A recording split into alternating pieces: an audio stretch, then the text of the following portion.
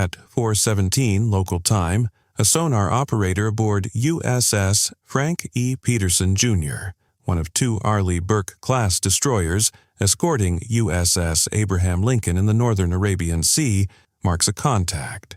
Not a surface contact, a subsurface one. It is quiet, very quiet. The bearing holds for 8 minutes.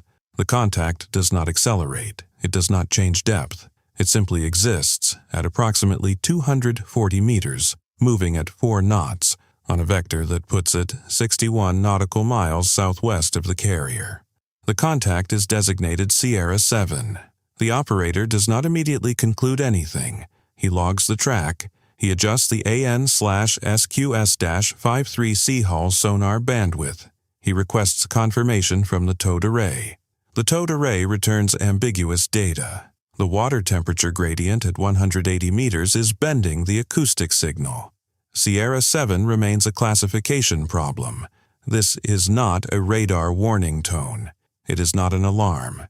It is a question mark on a screen. Now, think about what that question mark actually is. Most people watching footage of an aircraft carrier in the Persian Gulf or Arabian Sea see the visual language of overwhelming force. A 97,000-ton nuclear-powered warship, a flight deck longer than 3 football fields, F-35C fighters, F/A-18 Super Hornets, EA-18G Growlers, and E-2D Hawkeyes cycling through launch and recovery at intervals of 90 seconds. 4 Phalanx C IWS mounts firing 4,500 rounds per minute. CRAM launchers with RIM-116, rolling airframe missiles using dual-mode infrared and radio frequency guidance to intercept anything that penetrates the outer layers. An Aegis-equipped destroyer escort on each beam, each carrying 90 to 96 vertical launch cells loaded with SM-2 and SM-6 interceptors. That picture is accurate. It is also incomplete. Here is the reality. USS Abraham Lincoln and her strike group are optimized for 2 threat profiles: air attack from a distance and subsurface attack from a conventional submarine. Those defenses are layered, rehearsed, and extraordinary. But there's a third threat profile, one that has never been tested against a full carrier strike group in actual combat, and it sits at the intersection of the other two. Call it the coordination problem. A Russian Kilo-class submarine launching 3 M54K caliber anti-ship missiles from 300 kilometers is a serious threat, but a manageable one if the strike group has warning.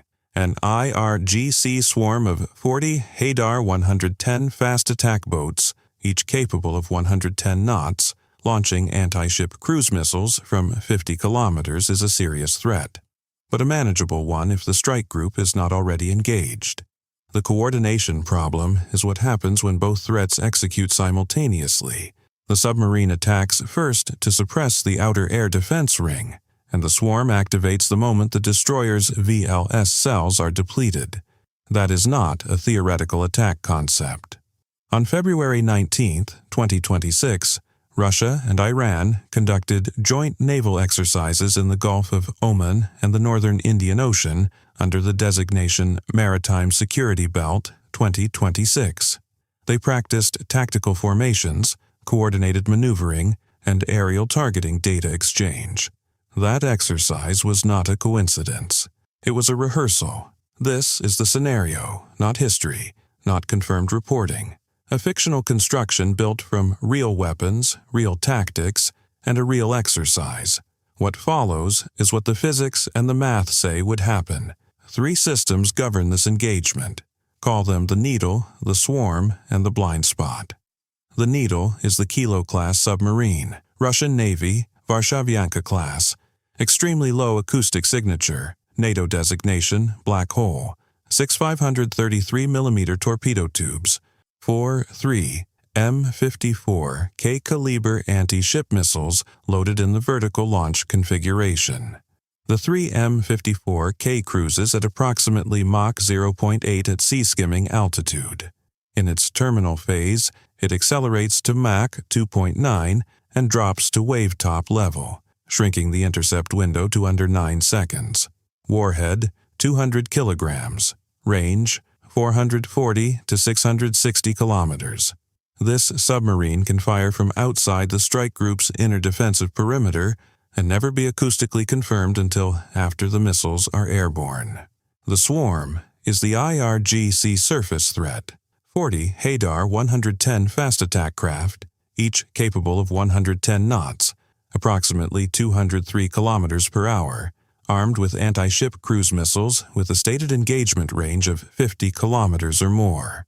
The Swarm does not attack in a line. It spreads across a 60-degree approach arc, forcing the defending destroyers to engage in multiple directions simultaneously. Each boat is individually expendable. The Swarm is not. The blind spot is the seam between the two threat systems. The destroyer's combat system can prioritize one category of threat at a time. It can engage the incoming caliber missiles at long range, expending SM-6 interceptors at $9.5 million per shot before the Swarm appears. Or it can hold cells in reserve for the Swarm and accept increased risk on the Caliber track. It cannot do both at full capacity. Not from a ship with 90 to 96 cells. The Caliber launches first. That is the trigger. At 4:31, Sierra 7 moves.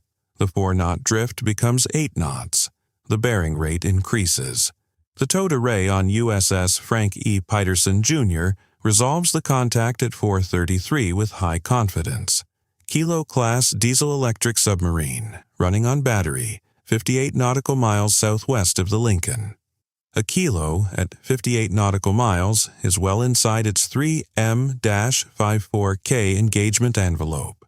The engagement envelope for an SM-6 against a sea-skimming target begins at approximately 130 nautical miles.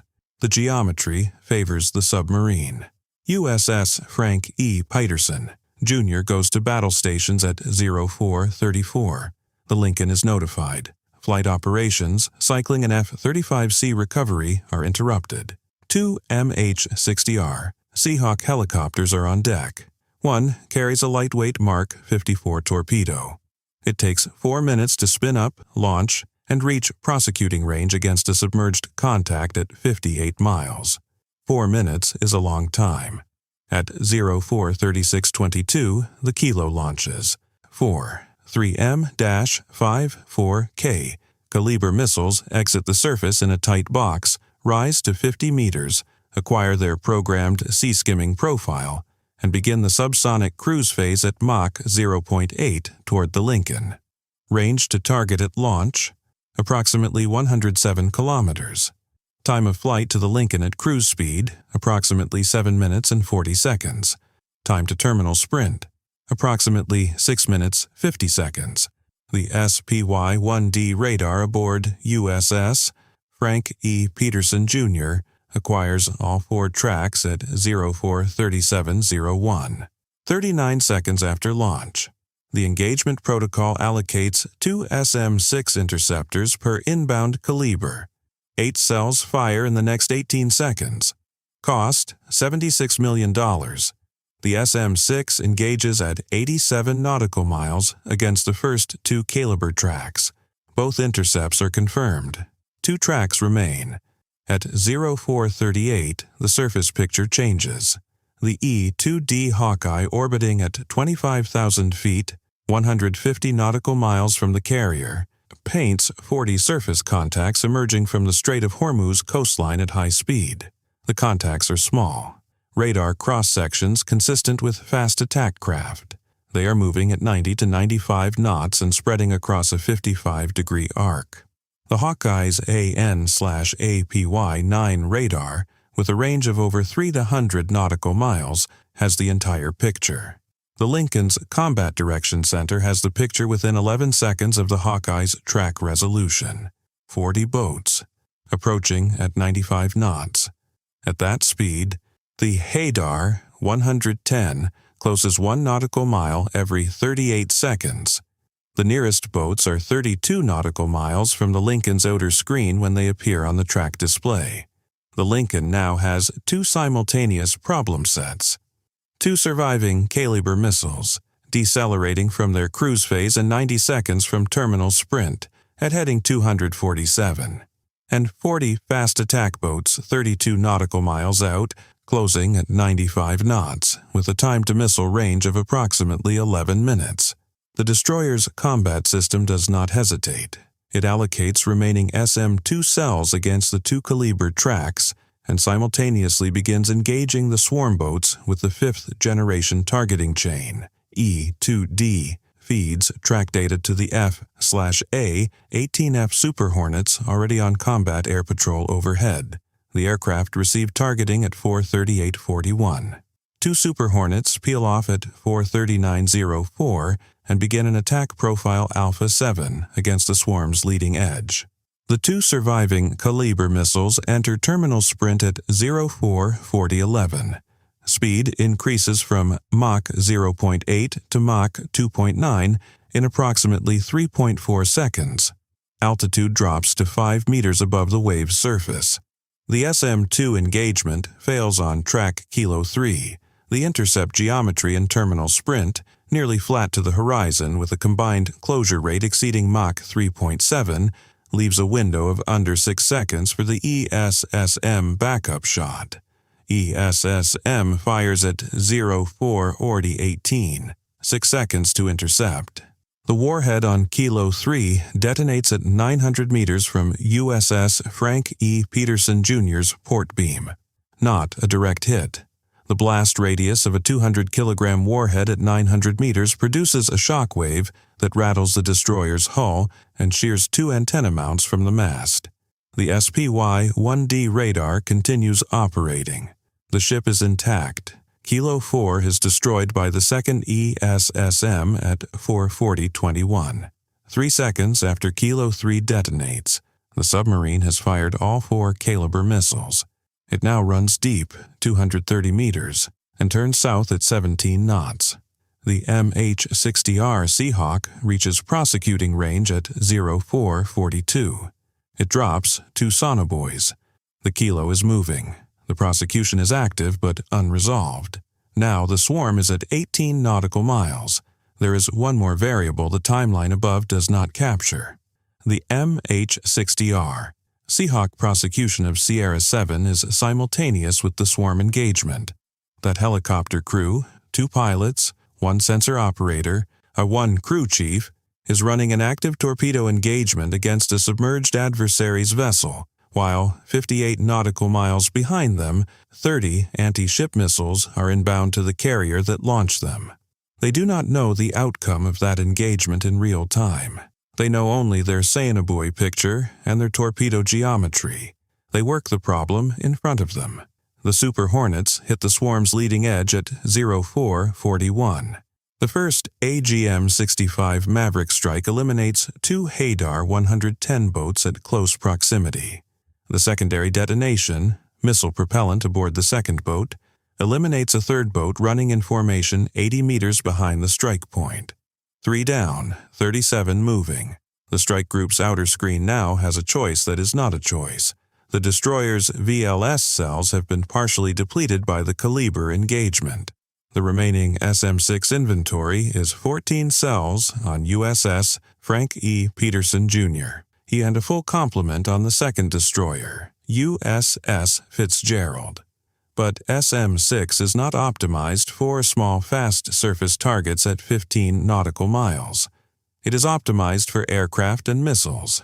The engagement at this range and against this target type transitions to a different layer. The Lincoln's Phalanx CIWS mounts begin tracking surface contacts at 4:43:30. The Phalanx, at maximum effective range against surface targets, engages at approximately 1,500 meters. That range is not yet active. The boats are 14 nautical miles out. 6 more Super Hornet sorties are rolling on the carrier's flight deck. The Hadar 110 boats launch their anti-ship missiles at 4:44:17. Range to the Lincoln, 22 nautical miles. Each boat fires 1 missile. 37 boats, 37 missiles. Not all are functional. 7 abort immediately. Motor failures, guidance dropouts. 30 missiles are active and inbound. This is the magazine problem again. 30 inbound missiles. 2 destroyers, remaining SM-6 and SM-2 inventory across both ships, approximately 44 cells available for anti-surface missile defense.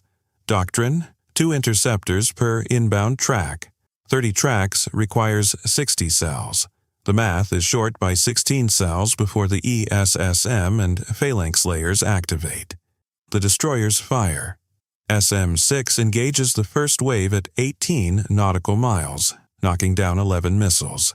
SM-2 handles the mid-range layer, dispatching 8 more. ESSM activates at 6 nautical miles, defeating 7.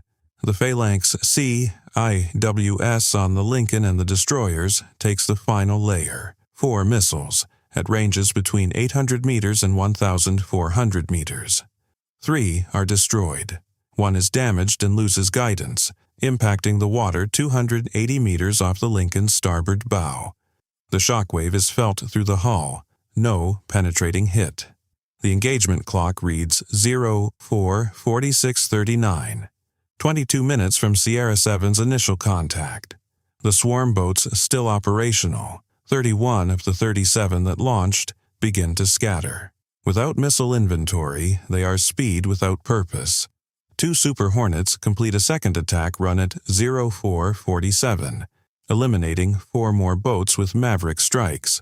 The remaining 27 boats turn south at maximum speed and disperse across the coastal shallow water approaches where U.S. ships cannot safely pursue. Here is the engineering fact that defines the entire engagement. The 3M-54K Calibre's terminal sprint mechanism is the decisive variable. The subsonic cruise phase is a targeting solution problem, manageable with SM-6 at range. The sprint phase is a physics problem. In 3.4 seconds, the missile transitions from Mach 0.8 to Mach 2.9 and drops to 5 meters above the water surface. At Mach 2.9, the missile covers 1 nautical mile in approximately 1.06 seconds. The intercept window for an ESSM against that profile is under 6 seconds from the moment the sprint initiates. Every second of late detection shortens that window by 1.06 nautical miles. There is no margin for a missed track handoff between radar modes. This is why Kilo 3 detonated 900 meters from the destroyer. Not because the Aegis system failed, because the geometry of a Mach 2.9 sea-skimming warhead from 58 nautical miles produces an intercept problem that sits at the outer limit of what the system was designed to handle. The Lincoln has 5,680 sailors and aircrew aboard. During the 22-minute engagement, they did not move freely around the ship.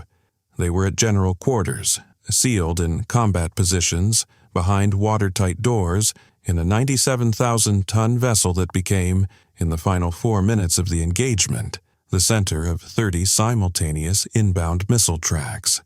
The watch officer in the Combat Direction Center had been awake for 19 hours. He was 31 years old. He had trained for this scenario 14 times in simulation. He had never run it against a coordinated submarine swarm combination where the caliber engagement depleted the outer layer before the swarm appeared. He made every correct decision. The margin was 280 meters. Now, consider what changed after that engagement. The Kilo-class submarine is still active in the Arabian Sea.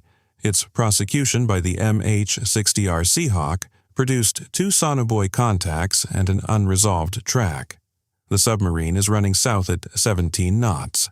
The 27 surviving fast attack boats are dispersed in shallow coastal water.